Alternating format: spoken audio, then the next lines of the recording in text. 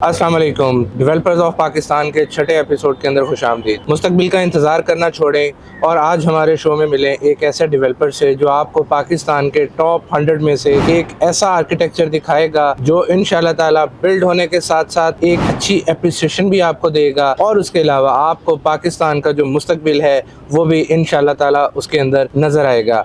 आज के हमारे मेहमान हैं मियाँ मुबशर सईद साहब, director AGS developers, CEO Shaheen estate. Hundreds of houses बना के लोगों को दे देने के बाद, उनके हवाले कर देने के बाद इस वक्त मौजूद हैं मेन रेवन रोड के ऊपर। अपनी हाइट शुरू करने जा रहे हैं। इस लोकेशन के बारे में, इस हाइट के बारे में और अपनी गुज़श्ता जो कामयाबियां हैं उनके बारे में हम सुनना पसंद करेंगे मियाँ साहब से। अस्सलाम वालेकुम सर। वालेकुम अस्सलाम। बहुत शुक्रिया जी। पहले नंबर पे तो मैं आपको मुबारकबाद पेश करता हूँ। अल्हम्दुलिल्लाह आपका प्रोग्राम जो है बहुत बेहतर जा रहा है और लोगों को आप इंफॉर्मेशन प्रोवाइड कर रहे हैं जो राइट इंफॉर्मेशन है। मैं आपको आपके चैनल के हवाले से नाज़रीन तक ये बात पहुंचाना चाहूँगा कि देखें, पाकिस्तान के अंदर रियल एस्टेट का काम बहुत ज़्यादा हुआ, लेकिन इस टाइम आप अक्सर ये बात सुनेंगे कि लोग कहते हैं कि रियल एस्टेट सेक्टर जो है वो ज़बूहाली का शिकार है। लेकिन जिस तरह बकाया काम जितने भी हैं उनमें उनकी नवैयत चेंज हो गई है, इसी तरह रियल एस्टेट सेक्टर में भी उसकी नवैयत चेंज हो गई है।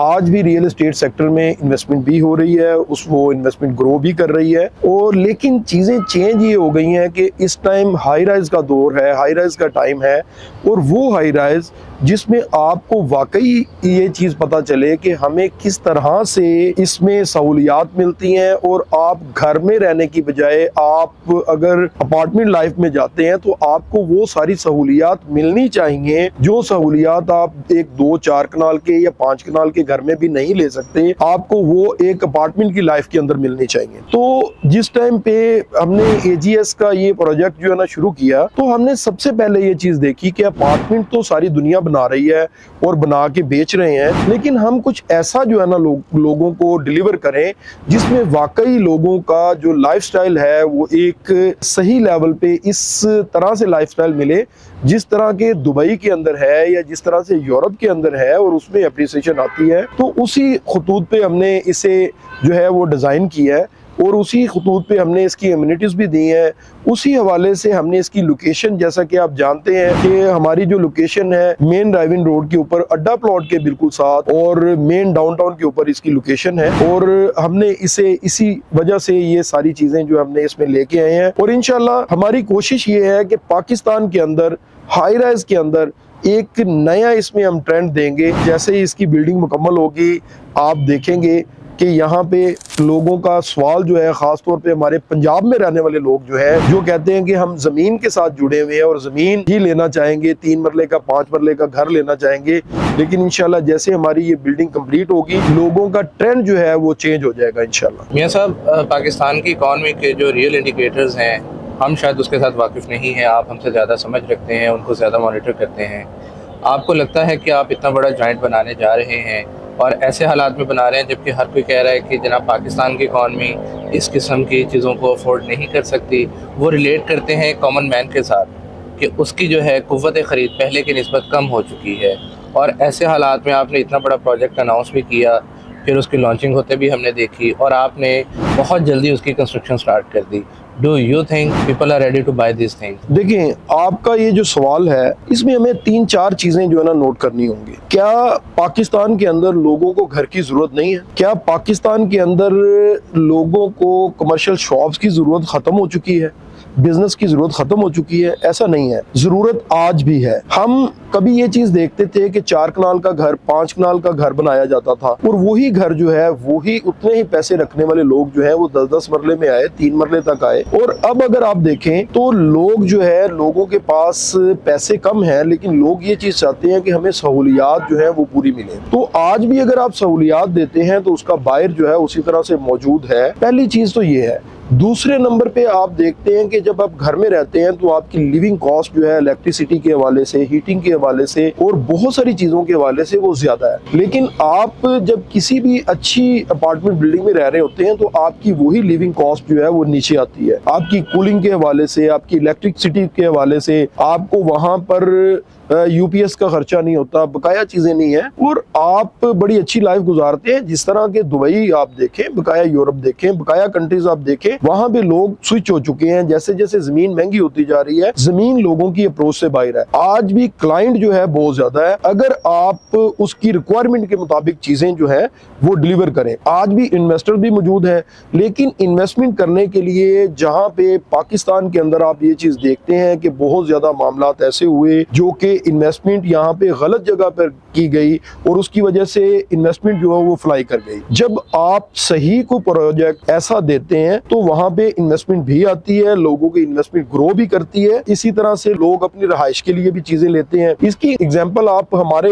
प्लान है, इसी से आप देख सकते हैं कि जब हमने ये शुरू किया था तो हमारी जो प्राइस थी 13,500 रुपया पर स्क्वायर फीट थी अपार्टमेंट के हवाले से। इस टाइम हमारी ये प्राइस जो है वो 15,000 रुपया स्क्वायर फीट है। हम कुछ देर में इसकी प्राइस जो है दोबारा मजीद बढ़ाने के लिए जा रहे हैं और इंशाल्लाह आप देखेंगे कि इसकी क्लोजिंग जो है वो 25,000 रुपए होगी। अब जिन्होंने 13,500 रुपए में बुकिंग करवाई थी उनका 1,500 रुपया पर स्क्वायर फुट बढ़ चुका है, वो उनकी इन्वेस्टमेंट भी ग्रो कर चुकी है। इसी तरह से जैसे जैसे बिल्डिंग तैयारी की तरफ जाएगी, इसके रेट जैसे ऊपर आएंगे तो इंशाल्लाह इन्वेस्टर जो है उन्हें भी फायदा होगा। आप अगर देखते हैं कि हम जिस लोकेशन पे बैठे हुए हैं, हमसे तकरीबन कोई 5 किलोमीटर या 6 किलोमीटर आगे जाके एक सोसाइटी है जिसके अंदर 22,000 से 24,000 25,000 रुपए रेट इस टाइम मौजूद है, और वो भी मेन ड्राइविंग रोड के ऊपर नहीं, अंदर जाके। और हम बैठे हुए हैं बिल्कुल मेन ड्राइविंग रोड के ऊपर और डाउनटाउन की प्राइम लोकेशन के ऊपर, अड्डा प्लॉट के बिल्कुल साथ, और हम उनसे भी करीब है। इसका मकसद है कि यहाँ पर हम जो रेट दे रहे हैं, जो हमने तारुफी रेट दिया है जिसमें हम बुकिंग कर रहे हैं, हम अपना जो प्रॉफिट है वो कंप्रोमाइज करके तो चल रहे हैं। और उसकी वजह भी ये है कि हमारे साथ जितने भी लोग जुड़े उनकी इन्वेस्टमेंट ग्रो करेगी, तो साथ साथ जो है आपका काम चलेगा, और उनकी इन्वेस्टमेंट सही जगह पर सही टाइम में कंस्ट्रक्शन में लगाई जाए, अपनी इन्वेस्टमेंट साथ ऐड करके लगाई जाए। यहाँ पर प्रॉब्लम क्या है?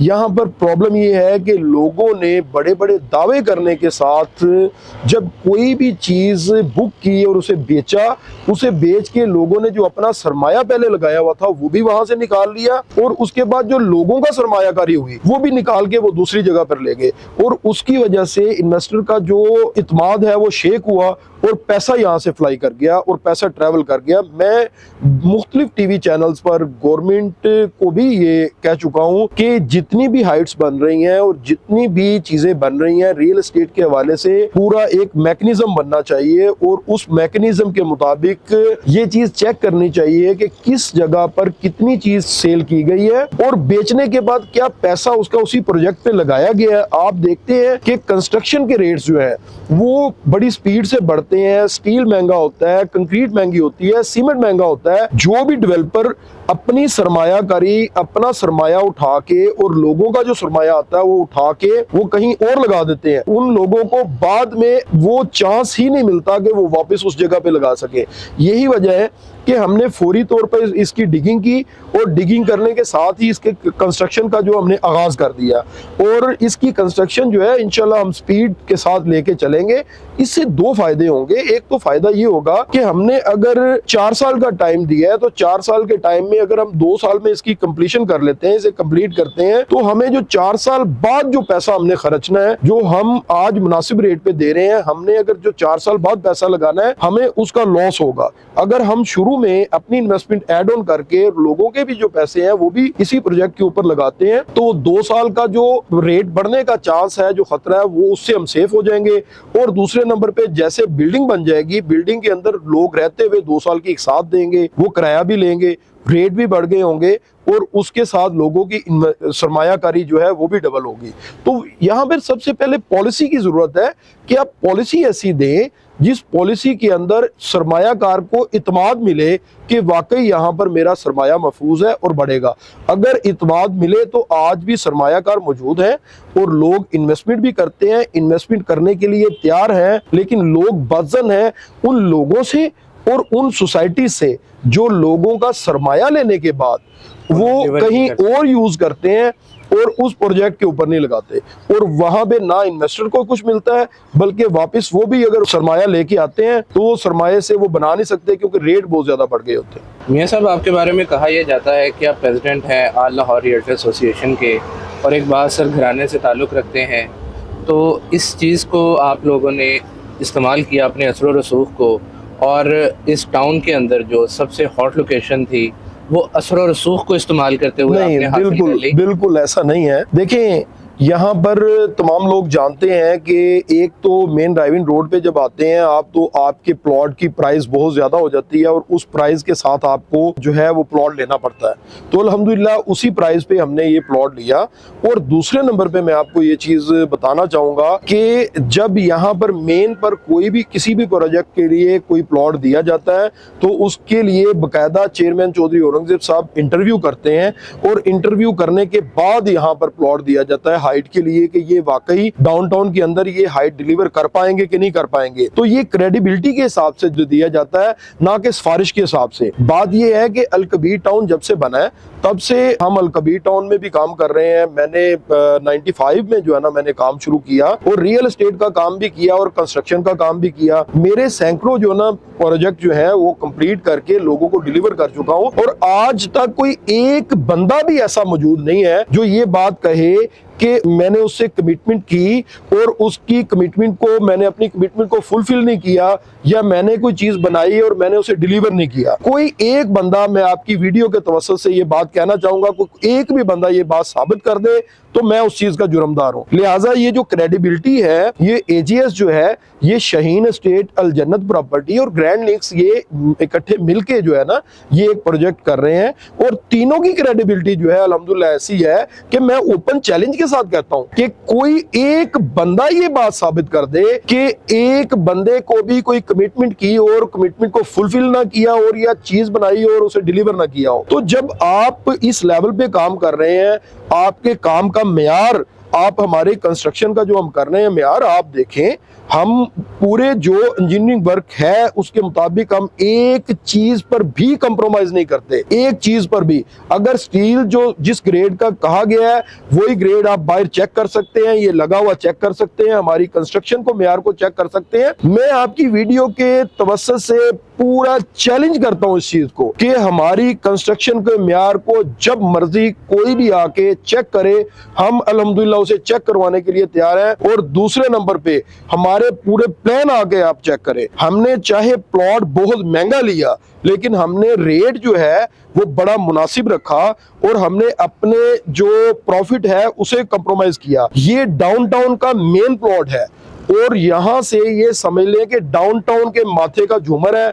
और आपको पता है कि डाउनटाउन मुकम्मल हाई राइज का दुबई की तर्ज पे ये डिजाइन किया गया है और मुकम्मल हाई राइज का प्रोजेक्ट है ये, और उसका सबसे पहला 3 साइड ओपन ये प्लॉट है और उसकी कीमत दे के हमने लिया है। मैं इसके बावजूद मैं चेयरमैन साहब का शुक्रिया अदा करता हूँ, उनकी मोहब्बत है कि उन्होंने ये प्लॉट हमें दिया और उन्होंने हम पे इस चीज का इत्मीनान किया कि डाउनटाउन का मेन प्लॉट जहां से एंटर होना है वो डाउनटाउन का चेहरा होगा, वो हमने हमें दिया। इंशाल्लाह हम हर तरीके से उनके इत्मीनान पे भी हम पूरे उतरेंगे और इंशाल्लाह जो हमारे क्लाइंट हैं उनके भी इत्मीनान पर पूरे उतरेंगे। मैं एक एक कम्युनिटी जो है वो आपको बताऊंगा और आप इसे रिकॉर्ड करें। अगर एक चीज में भी, तैयारी पे भी आप जो है ना पूरा इंटरव्यू कीजिएगा और वीडियो बनाइएगा, एक चीज में भी हम कमी ले आए तो सर मैं जुर्मदार हूँ, मुझ पे जो है ना क्लेम किया जा सकता है उस चीज का। ये सब कहा यह जाता है कि जो हाई राइज के डेवलपर्स हैं ये शुरू में अम्यूनिटीज जो है ज्यादा अनाउंस कर देते हैं, जैसे आपने बताया कि मैं एक एक कम्युनिटी के बारे में बताऊंगा,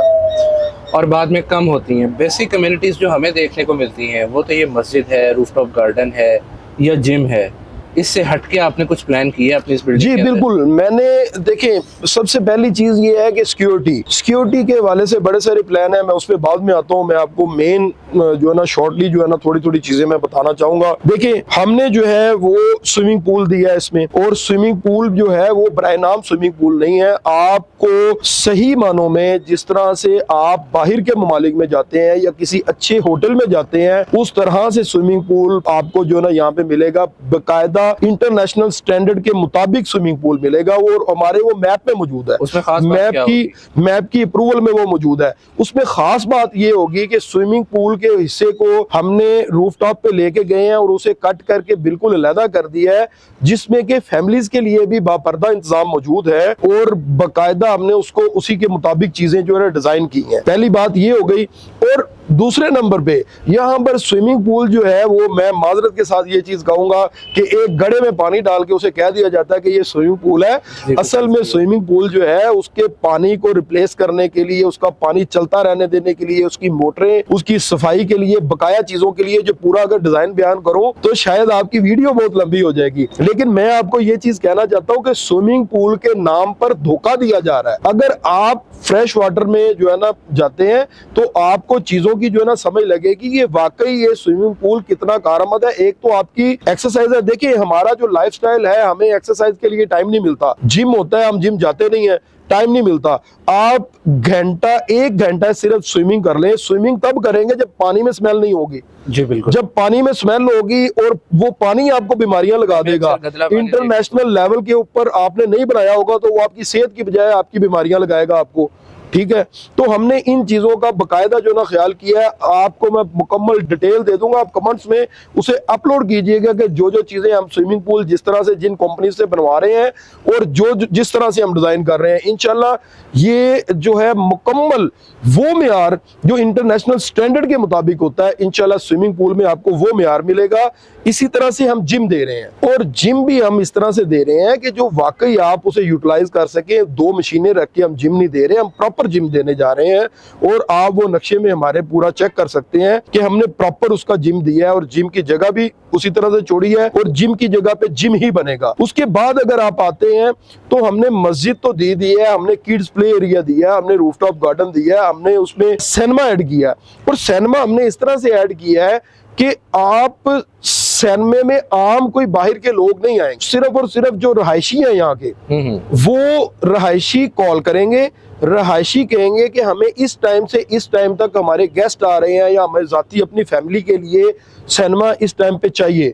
वो 4 घंटे के लिए, 3 घंटे की कोई भी मूवी होती है, 4 घंटे के लिए उन्हें जो है ना सिनेमा दिया जाएगा एज पर कॉस्ट। जो उसका सिर्फ खर्चा आता है वहां पे एसी या बकाया चीजों का जो खर्चा सिर्फ वो लिया जाएगा, उसमें कोई प्रॉफिट कोई चीज नहीं है। आपको सिनेमा जो है ना दिया जाएगा और सिर्फ आपकी ही फैमिली होगी, आपके गेस्ट होंगे और कोई उसमें जो है ना शामिल नहीं होगा। उसके बाद इसमें लिफ्ट दे रहे हैं, 3 लिफ्टें हमने रेस्क्यू 1122 के लिए 26 जगह पे हमने रास्ते छोड़े हैं। आपने अक्सर ये चीज सुनी होगी कि फलां बिल्डिंग में आग लग गई और आग लगने से रेस्क्यू की टीमें दीवारें तोड़कर अंदर जा रही थी और दीवारें तोड़ने के दौरान खुदा न खास्ता कोई नुकसान हो गया और लोगों की जानों का नुकसान हो गया। भी एक वाकया हमने रेस्क्यू 1122 की स्टेयर्स लगाने के लिए यहाँ पर अगर 20, 22, 25, 26 एम्बुलेंस भी आ जाएं और वो तमाम एम्बुलेंस अलग-अलग फ्लोर्स पर, अलग-अलग जगह पर जो है ना वो लिफ्ट लगा सकती हैं और उन्हें सिर्फ और सिर्फ एक शीशा हमने रखा है। अगर वो वैसे खुल जाएगा तो ठीक है, अगर अंदर से लॉक है तो सिर्फ शीशा एक ब्रेक करना होगा और वो जो है वो लगा के और अंदर आएंगे और उसका मुकम्मल होगा।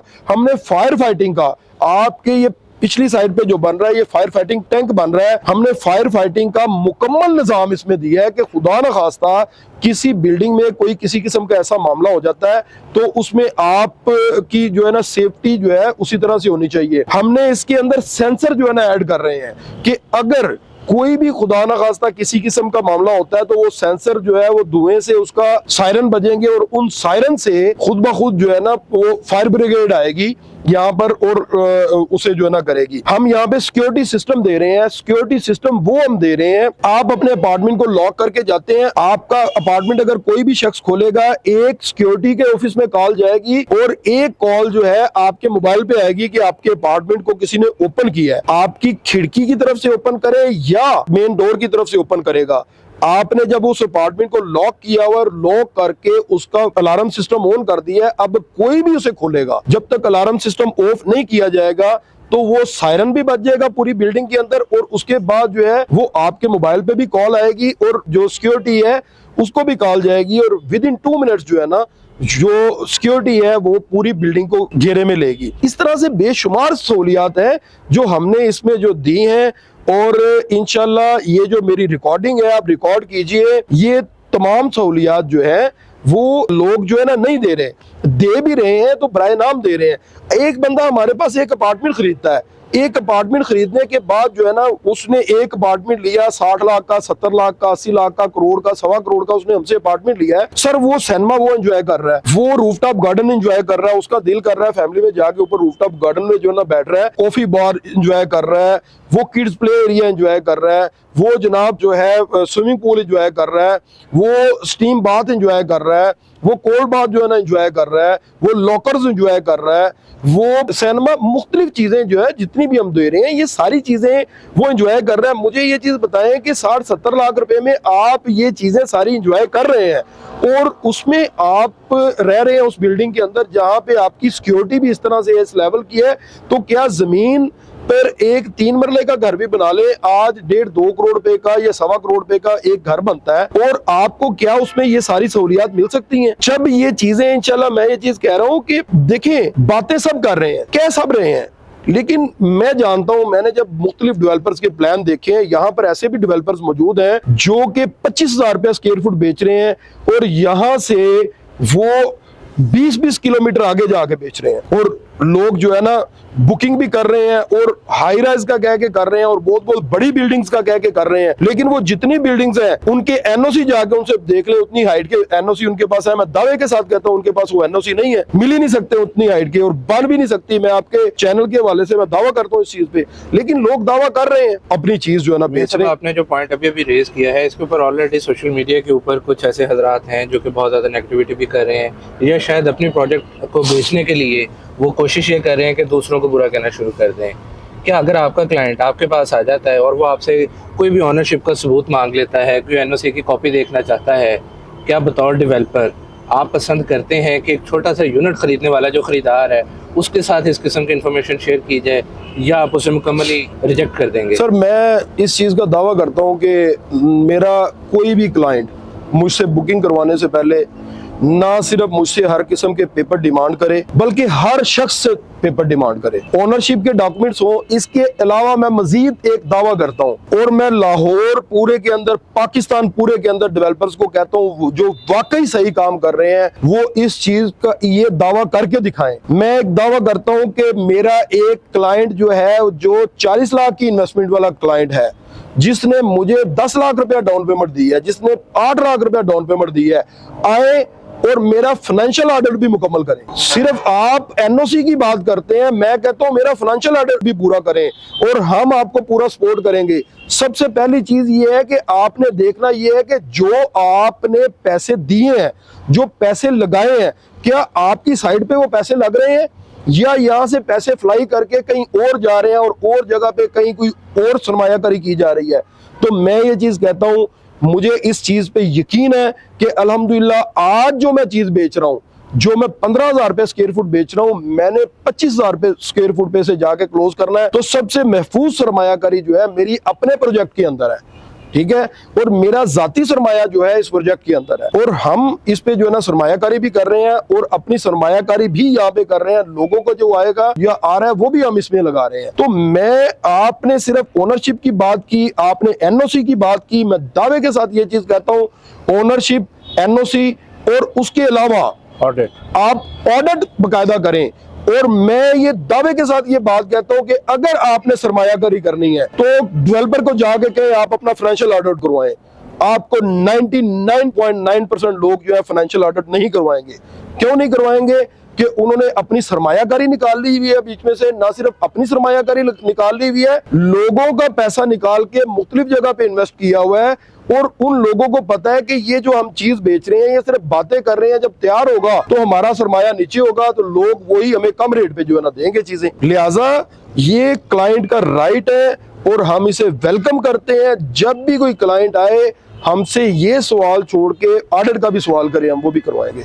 मियां साहब, आपकी ये बिल्डिंग माशाल्लाह से if I am not wrong 52 मरले के ऊपर जो है मुहित है, इसके काफी सारे फ्लोर्स 62 मरलास 62 मरलास हो गई। चले, वेरी गुड जी। इसका मतलब है कि आपने 10 मरले का इजाफा किया है। जी, हमने इनिशियली हमें पता चला था तो ये बिल्कुल हमने 10 मरले का इजाफा किया। इस वक्त ये 62 मरले पर आ गई है। ऑब्वियसली इसकी जो पर स्क्वायर फीट कॉस्ट है वो एक आम घर की निस्बत या एक छोटे प्लाजे से काफी ज्यादा है। आपने कुछ एस्टिमेट लगाया है कि इसके ऊपर मुकम्मल लागत क्या आएगी? जी देखें, बिल्कुल कोई भी प्रोजेक्ट जब शुरू किया जाता है तो उसमें उसकी लागत, प्लॉट की कॉस्ट और सारी चीज़ें, मार्केटिंग और बकाया सारी चीज़ें निकाल के किया जाता है। हमने इसकी बिल्कुल लागत निकाली है। लागत निकालने के बाद हमने उसमें अपना मिनिमम प्रॉफिट ऐड किया है। हमारा काम स्पीड से शुरू करने की वजह भी यही है क्योंकि हमारा प्रॉफिट बहुत मिनिमम है। हम चाहते हैं कि जल्द से जल्द इस कंस्ट्रक्शन को हम पूरा करें।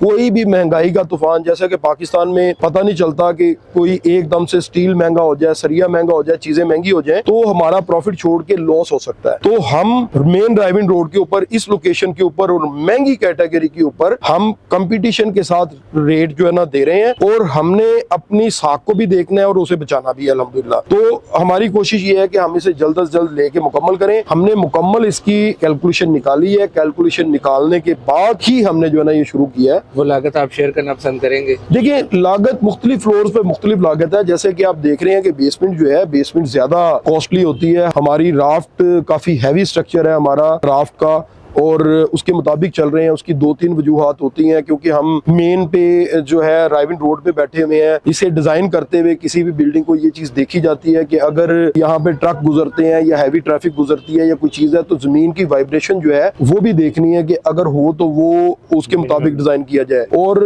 जब आप ये चीजें देखते हैं, फर्स्ट फ्लोर का हो रहा है, लास्ट का हो रहा है, इस तरह ये अलग अलग जो है ना कॉस्ट इसकी होती है, जिसे मजमूई तौर पे टोटल करके जो है ना इसे किया जाता है। हमें टोटल कॉस्ट नहीं बतानी। मैं टोटल कॉस्ट बता दूं तो आप भी डेवलपर बन जाएंगे।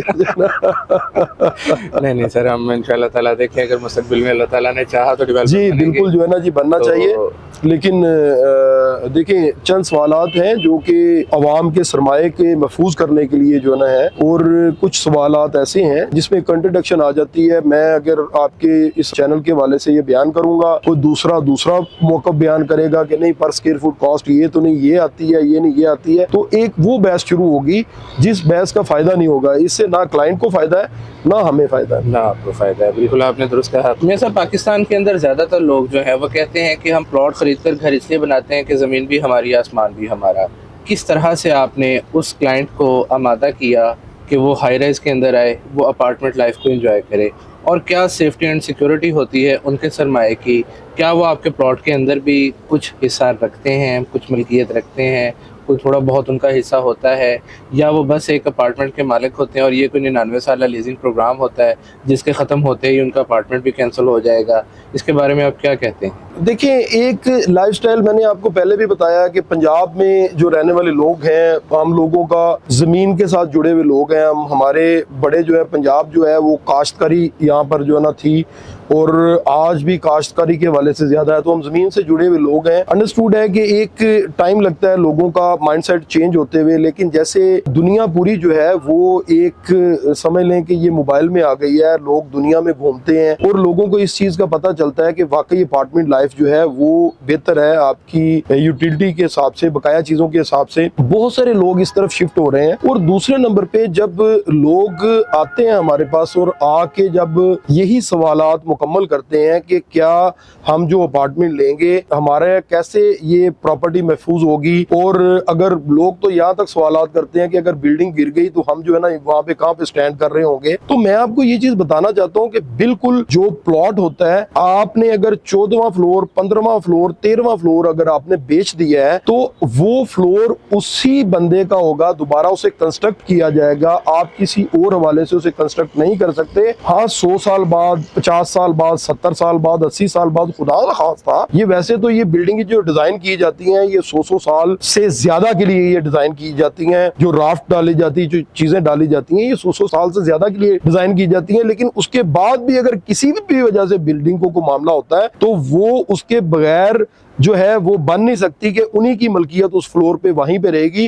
कंस्ट्रक्शन कॉस्ट जो है वो उसमें जो है ना ऐड ऑन होती है, सिर्फ जमीन की कॉस्ट नहीं होती। इस लिहाज से जमीन में वो शेयर होल्डर बन जाते हैं जितने भी लोग होते हैं, जिसे एक फाइल जारी होती है, वो एक तरह से उस जो बिल्डिंग है उसका वो शेयर होल्डर ही होता है और वो पूरी बिल्डिंग के अंदर अपना फैसला करने का या कम्युनिटी के साथ मिलकर फैसला करने का वो राइट रखता है। ये अलग बात है कि लोगों को अपने राइट्स का उस तरह इल्म नहीं है या लोगों को बताया नहीं जाता, लेकिन उसके बाद इतना बड़ा राइट है कि वो पूरी मैनेजमेंट के हवाले से चीजों को जो है ना मुकम्मल करने का राइट रखता है, और कोई कतई तौर पे 99 ईयर की लीज नहीं होती यहाँ पे। ये मुकम्मल उनकी, जब तक ये चीजें मौजूद है, ये दुनिया मौजूद है, तब तक उनकी ये है, और आगे जैसे ट्रांसफर करते जाते हैं वैसे चीजें ट्रांसफर होती जाती हैं। और इसमें सरमायाकार का सरमाया बिल्कुल महफूज होता है। और ना सिर्फ यहाँ पे हम आहिस्ता आहिस्ता इसी चीज को समझ नहीं पा रहे हैं, लेकिन पूरी दुनिया समझ गई है और पूरी दुनिया उस चीज पे जा रही है। लिहाजा जो भी लोग आते हैं उनके मुख्तलिफ सवालात होते हैं, अल्हम्दुलिल्लाह उनके सवालात के मेरिट पे जो है ना जवाब दिए जाते हैं, और वो लोग मुतमईन होते हैं, और मुतमईन हो के अल्हम्दुलिल्लाह जो है ना जी वो बुकिंग भी करवाते हैं, और हमारे पास तो वो लोग आ रहे हैं। हाँ, मैं ये बात आपकी मानता हूँ कि पंजाब के अंदर खास तौर पे अभी इस चीज को समझने वाले लोग जो हैं वो कम है। तो मैंने आपको शुरू में ये चीज बताई थी कि हम जो बिल्डिंग बनाने जा रहे हैं, हम इंशाल्लाह ट्रेंड सेटर होंगे। जिस तरह से हम इसकी इम्यूनिटीज को डिजाइन किया है और चीजें लेके चलेंगे, इंशाल्लाह हम ट्रेंड सेटर होंगे कि बहुत बड़ी तब्दीली हमारी बिल्डिंग्स की जब वीडियो बनेंगी, जब चीज़ें बनेंगी, तो इससे जो है ना आएगी। मियां साहब, पाकिस्तान के अंदर रियल एस्टेट इंडस्ट्री से जुड़े जो लोग हैं वो अक्सर शिकवा शिकायत करते नज़र आते हैं कि हुकूमती पॉलिसियाँ उनकी फेवर में नहीं हैं। बल्कि मेरा तो ख्याल है कि जब से हमने होश संभाला है, हमें हर कारोबार से जुड़ा शख्स ये कहता नज़र आया है, लेकिन इसके बावजूद भी लोगों ने बहुत ग्रो किया। ऐसे लोग जो पढ़े लिखे भी नहीं थे वो भी ग्रो कर रहे हैं, और जो बहुत आला तालीम याफ्ता थे उन्होंने तो खैर इस मैदान के अंदर बहुत अच्छा परफॉर्म करके दिखाया। आप ज़ाती तौर पे क्या समझते हैं, हुकूमती पॉलिसियाँ रियल एस्टेट इंडस्ट्री के लिए फेवरेबल हैं, या ज़्यादा सख्त हैं, या ज़्यादा नरम हैं, या इनमें किसी तब्दीली की ज़रूरत है? हालात जो है कभी भी आपको आसान नहीं मिलते। आज से 50 साल पहले आपको लगेगा कि शायद गोल्ड खरीदना बड़ा आसान था, लेकिन गोल्ड खरीदना तब भी उतना ही मुश्किल था जितना आज है। और इसी तरह से प्रॉपर्टी खरीदनी आपको लगेगा कि आज से 50 साल पहले बड़ी आसान थी, लेकिन आज भी उसी तरह से मुश्किल है जैसे तब थी। देखिए, हुकूमती पॉलिसीज जो है वो हमारे मुज़ाकरात मुख्तलिफ सतह पे होते रहते हैं और उनमें तब्दीलियां भी होती रहती हैं। लेकिन सबसे बड़ी चीज़ ये है कि मैंने जब से इस काम को शुरू किया, जब से मैं इस काम में आया हूँ, मैंने जो लोग नेगेटिविटी का रोने वाले हैं उन्हें मैंने इसी तरह से देखा है, और वो ग्रो नहीं कर पाए। आपको किसी भी हालात के अंदर हालात मुश्किल और आसान आते रहते हैं। मैं आपको यहाँ पे बताना चाहूंगा कि दुनिया के मुख्तलिफ ममालिक में मैं जा चुका हूँ, और मुख्तलिफ ममालिक में अक्सर मैं जाता रहता हूँ, बिमा यूरोप और मुख्तलिफ जगह पे जो है ना मैं जाता हूँ। आप यकीन करके जाने, मैं नौजवान नस्ल को जिन्होंने पाकिस्तान की बागडोर संभालनी है, मैं उन्हें एक जो है ना पैगाम देना चाहूंगा आपके इसी सवाल के हवाले से। आप यकीन करके जाने, सबसे ज्यादा आसान जो है काम पाकिस्तानियों के लिए पाकिस्तान के अंदर बिजनेस करना है। पाकिस्तान के अंदर हम सही मानों में अगर यहाँ पे मेहनत करें तो कोई दौर सर मुश्किल नहीं है, हर दौर में काम किया जा सकता है, आप आगे निकल सकते हैं। और अल्लाह ताला की जात जो है हर शख्स को मौका देती है। हमारे यहाँ पे प्रॉब्लम ये है कि हम ये चीज चाहते हैं कि मैं मलक रियाज आज ही बन जाऊं, हम ये चीज चाहते हैं कि मैं मियां मुबशर बन जाऊं आज ही, लेकिन उनकी जो तगोदो है, उन लोगों का जो मामलात हैं, वो जो है उन्हें देखना पड़ेगा कि वो कैसे शुरू हुए, कहाँ से शुरू हुए। अल्लाह ताला ने हर बंदे के लिए एक लिमिट रखी है, उसके मुताबिक जो है ना वो जाता है। तो अगर हम मेहनत करते हैं आज के टाइम के अंदर, अपने मुल्क में रह के डबल माइंडेड ना हो, आप किसी भी बाहर मुल्क में जाते हैं, आप यकीन करके जाने, मैंने बड़ी मुश्किल से 5 यूरो, 2 यूरो, 3 यूरो पर घंटा के लिए पाकिस्तानी लोगों को तरले करते हुए यूरोप में देखा है। मैंने यूके में 2-2 यूरो घंटे पे जॉब के लिए तरले करते हुए मैंने लोगों को देखा है। तो क्या हम यहाँ पे रहते हुए ये चीज नहीं कर सकते? बाद में हमें पता लगता है कि वो जनाब लाखों रुपए लगा के यहाँ पे आए हैं और बड़ी मुश्किल से वीजे लगा के यहाँ पे आए हैं, वो उन्हें जिंदगी का आधा हिस्सा निकल जाता है वहां पे नेशनलिटी लेने के लिए। और अगर आप यहाँ पर मेहनत करते हैं, यहाँ पर हम बिजनेस नहीं करना चाहते, हम चाहते हैं कि हमें बिजनेस के टॉप से शुरू किया जाए, हम यहाँ पे मेहनत नहीं करना चाहते, हम सिर्फ पढ़ के निकलते हैं, तो हमारे ख्वाब बहुत ऊंचे होते हैं, वही टूट जाते हैं जब हम बाहर जाके काम करते हैं।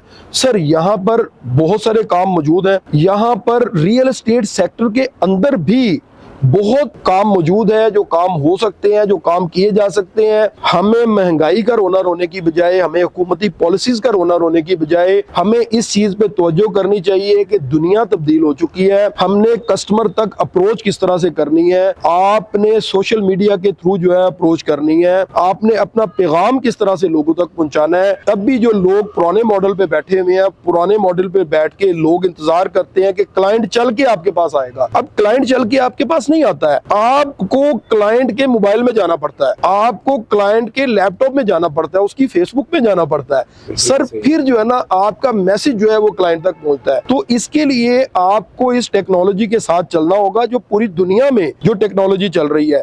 2000 के अंदर मैं यूके में था, मैंने देखा कि रियल एस्टेट के ऑफिसेज जो हैं सब लैपटॉप अपने आगे रखे हुए हैं उन्होंने, और वो काम कर रहे हैं। वो जब हम वॉक इन जाते हैं तो वो इतना ज्यादा लिफ्ट ही नहीं करवाते, वो कहते हैं जी ये ईमेल एड्रेस है, इस पे मेल कर दें, आपको सारी बातों का रिप्लाई आ जाएगा। तो मुझे बड़ा अजीब लगा। तब हमारे वहाँ पे PTCL फोन होते थे यहाँ पे, और उस पे जो ना हम काम करते थे, नंबर मिला रहे हैं और कर रहे हैं। लेकिन आज वो दौर तब्दील हुआ। आज अब आपको ये चीज चाहिए कि आपका डाटा जो है वो मुकम्मल आपके मोबाइल पर, आपके लैपटॉप पर हो, और आप सोशल मीडिया के जरिए लोगों तक अप्रोच करें। तो आपको सरमायाकारी भी अच्छी लगनी शुरू हो जाएगी, आपकी हुकूमत की पॉलिसियां भी अच्छी लगनी शुरू हो जाएंगी। और जो टैक्सेस के मामलात हैं, देखिए टैक्सेस जो लगे हैं वो खरीदार पे लगे हैं, वो सेलर पे लगे हैं, किसी डीलर पे तो टैक्स नहीं लगा। जी बिल्कुल। आज भी मुझे याद है, मैं 2000 में वापडा टाउन में जो ना काम करता था, 98 में 97 में, तो 8,500 रुपया 5 मरले की ट्रांसफर फीस हुआ करती थी, 12,500 रुपया 10 मरले की ट्रांसफर फीस थी। जब 8,500 रुपए में से 12,500 से जब ट्रांसफर फीस बढ़ी तो लोगों ने कहा यार वो काम खत्म हो गया। और हमारे एक दोस्त हैं, उन्होंने काम छोड़ के सड़कों के ठेके लेने शुरू कर दिए। उन्होंने कहा जी प्रॉपर्टी का काम खत्म हो गया। लेकिन वो 8,500 वाली 2 लाख पे, 4 लाख पे, 5 लाख पे पहुंच गई, काम फिर भी चल रहा है, बिल्कुल काम हो रहा है। लोगों को घरों की जरूरत रहनी है, प्लॉट्स की जरूरत रहनी है। इजाफी सरमायाकारी जो है उसमें कुछ कमी बेशी हो सकती है, लेकिन लोगों की जरूरियात जो है उसी तरह से रहनी है। पाकिस्तान में आबादी बढ़ रही है और करोड़ों लोग जो है आज भी बेघर हैं। बेघर से मुराद ये है कि लोग किराए के घरों में रह रहे हैं, उनके आगे बच्चे पैदा हो रहे हैं, उन्हें भी घर चाहिए, उन्हें नई जगह चाहिए, उन्होंने अल्टरनेट देखना है। हमने सिर्फ उन्हें अप्रोच करना है, और पाकिस्तान में से बाहर बैठे हुए हमारे जो लोग हैं, हमने उन्हें अप्रोच करना है और सही सरमायाकारी बतानी है कि कहाँ पे हो सकती है। तो लोग आज भी जुड़े हुए हैं, काम कर रहे हैं। रियल एस्टेट इंडस्ट्री चल रही है, मुश्किलात सब में है। आप टेक्सटाइल में जाएंगे वहां पे भी आपको मुश्किलात मिलेंगी, आप कहीं और जाएंगे वहां पे भी मुश्किलात मिलेंगी। और जिंदगी में अगर मुश्किलात नहीं है तो आपकी जिंदगी का मजा ही नहीं है।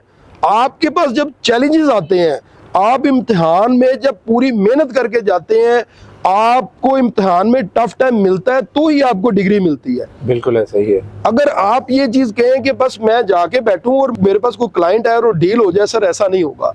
आपको उसके लिए मेहनत करनी होगी। आज भी पाकिस्तान की जमीन के अंदर, पाकिस्तान की रियल एस्टेट के अंदर बहुत ज्यादा इन्वेस्टमेंट के मौके हैं और प्रॉफिट के मौके मौजूद हैं। हाँ, कोई भी अपनी सरमायाकारी जो करे वो बिल्कुल ये चीज देखकर करे कि क्या वो जहां पर सरमायाकारी कर रहा है वो जगह ठीक है, उनकी रेपुटेशन ठीक है, वाकई सरमाया मेरा सही जगह पे लग रहा है, तो बिल्कुल आप करें, वो जगह आपको नुकसान नहीं देगी। मियां साहब, गुज़श्ता 27-28 सालों से आप बतौर रियल एस्टेट एजेंट भी काम कर रहे हैं, फिर आप एक ऑफिस के CEO के तौर पे भी काम करते रहे, बतौर बिल्डर भी काम करते रहे, अब आप माशाल्लाह बतौर डायरेक्टर AGS, जो कि एक बहुत बड़ी कंपनी जो है इस वक्त बन चुकी है, काम कर रहे हैं।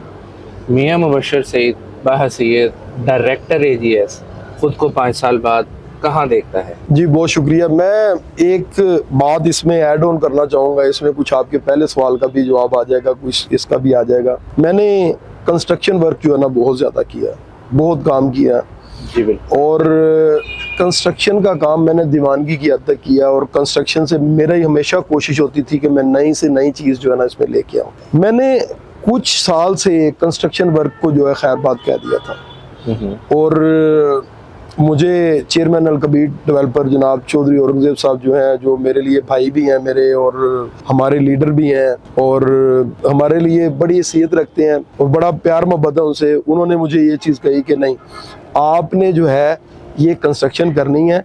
और मेन प्लॉट भी जो है ना ये आपको दे रहा हूँ। जब डाउनटाउन आया और इंटरव्यू सारी बातचीत हुई इसके हवाले से, और आपने डाउनटाउन का ये मेन प्लॉट लेके डाउनटाउन का मेन ये चेहरा है और उसे इस तरह से बनाना है कि ये मिसाल बने। तो आपका जो पूरा एक्सपीरियंस है उस पर मैं आपको जो है ना ये जिम्मेदारी देता हूँ कि आपने ये करनी है।